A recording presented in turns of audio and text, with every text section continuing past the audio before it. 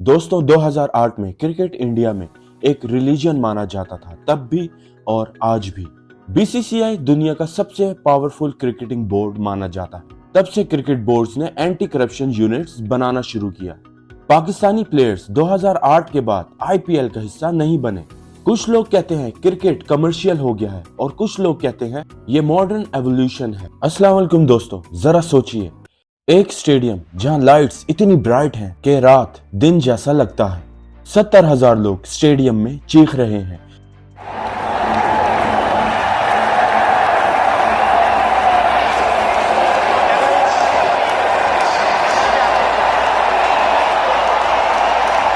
और TV screen के सामने करोड़ों लोग बैठे हुए देख रहे हैं।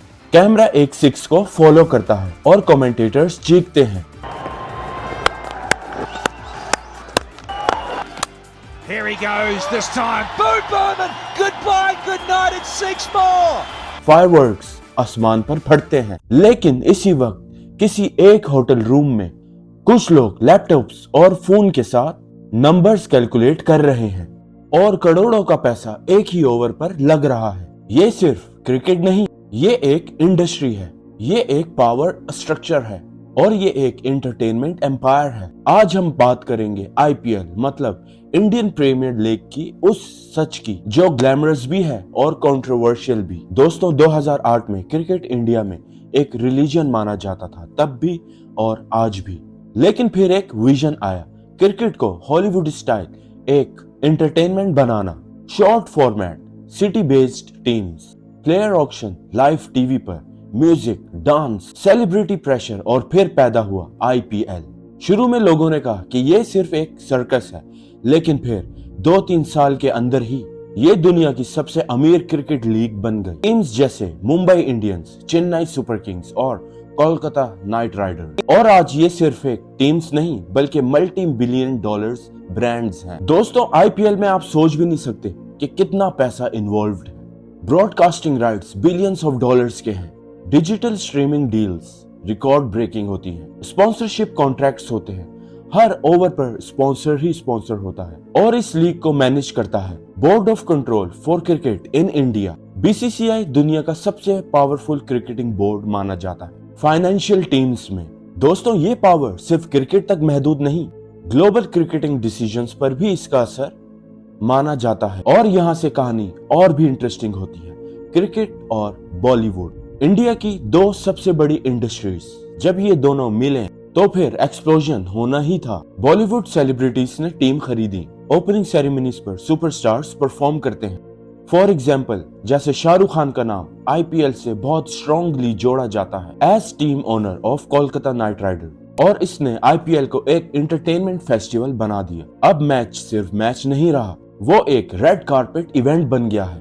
इस ग्लैमर ने एडवर्टाइजर्स को अट्रैक्ट किया, यूथ ऑडियंस को अट्रैक्ट किया और वुमेन व्यूअर्स को भी लार्ज स्केल पर अट्रैक्ट किया। दोस्तों मैं आपको बताता चलूं, क्रिकेट और अंडरवर्ल्ड का एक पुराना रिश्ता है। दोस्तों 1990s में international cricket match fixing scandals ने दुनिया को हिला कर रख दिया। बुकीज और इल्लीगल बैटिंग नेटवर्क्स का नाम मीडिया में आया, इन्वेस्टिगेशंस हुई, प्लेयर्स पर बैन्स लगे, रिफॉर्म्स इंट्रोड्यूस हुए। तब से क्रिकेट बोर्ड्स ने एंटी करप्शन यूनिट्स बनाना शुरू किया और मॉनिटरिंग सिस्टम स्ट्रॉन्ग किया। आईपीएल जैसे बड़े टूर्नामेंट्स में भी एंटी करप्शन ऑफिसर्स और सर्वेलेंस मैकेनिज्म होते हैं, लेकिन रियलिटी ये है कि साउथ एशिया में इलीगल बैटिंग का नेटवर्क हिस्टोरिकली स्ट्रॉन्ग रहा है। दोस्तों जहां बिलियंस का लीगल बिजनेस हो, वहां इलीगल ऑपरेटर्स भी मौका ढूंढते रहते हैं। और ये सिर्फ एलिगेशंस नहीं, ये ग्लोबल स्पोर्ट का पैटर्न है।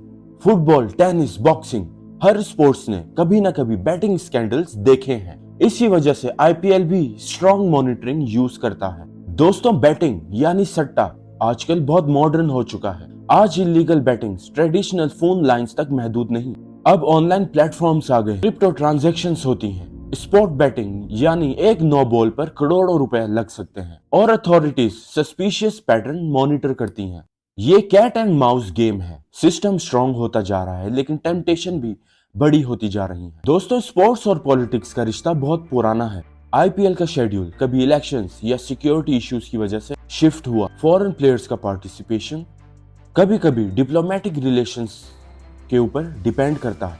पाकिस्तानी प्लेयर्स 2008 के बाद आईपीएल का हिस्सा नहीं बने पॉलिटिकल टेंशन की वजह से। इस वजह से पाकिस्तानी फैंस के अंदर क्यूरियोसिटी और डिबेट रहती है। सोचिए अगर बाबर आजम या शाहीन शाह अफरीदी आईपीएल खेलते तो हाइप कितना ज्यादा होता।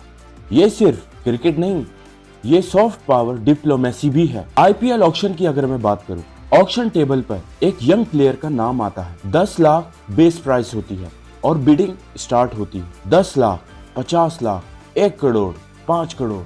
उसकी लाइफ 1 सेकंड में चेंज हो जाती है। मगर media scrutiny, social media trolling, brand pressure, performance का स्ट्रेस, ये एक ग्लैमरस दुनिया है लेकिन रूथलेस भी है। आईपीएल ने T20 क्रिकेट को रीडिफाइन किया और आज हर कंट्री अपनी लीग बना रही है। इंडिया में इंटरनेशनल कैलेंडर आईपीएल की वजह से एडजस्ट किया जाता है और ये फाइनेंशियल डोमिनेंस शो करता है। कुछ लोग कहते हैं क्रिकेट कमर्शियल हो गया है और कुछ लोग कहते हैं ये मॉडर्न एवोल्यूशन है। आईपीएल एक बिजनेस मास्टरपीस है अगर पॉजिटिवली देखा जाए तो। इसने क्रिकेट को एंटरटेनमेंट बनाया, ग्लोबल ब्रांड बनाया, $1 बिलियन इंडस्ट्री बनाया। लेकिन जहां पैसा होता है वहां पर पावर स्ट्रगल होता है और वहां इलीगल एलिमेंट्स भी घुसने की कोशिश करते हैं। लेकिन इन्वेस्टर के लिए ये एक बिजनेस है और सिस्टम के लिए ये एक पावर स्ट्रक्चर है।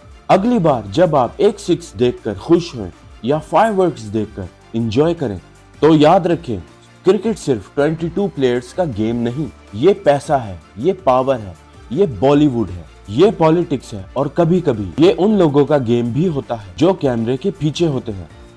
अगर आप चाहते हैं आईपीएल वर्सेस पीएसएल फाइनेंशियल वार का असल सच तो कमेंट करें नेक्स्ट एपिसोड, लाइक करें, शेयर करें और चैनल को सब्सक्राइब करें। बेल आइकन दबाना ना भूलिएगा।